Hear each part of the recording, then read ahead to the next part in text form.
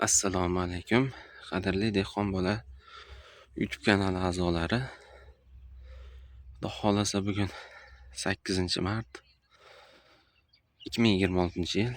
Bugun Xalqaro xotin-qizlar kuni bayrami. Bizda kartoshkamizga navbatdagi ishlovimizni berishni boshladik. Xudo xolasa kartoshkalarimiz holati mana shunaqa. Traktor yurdi.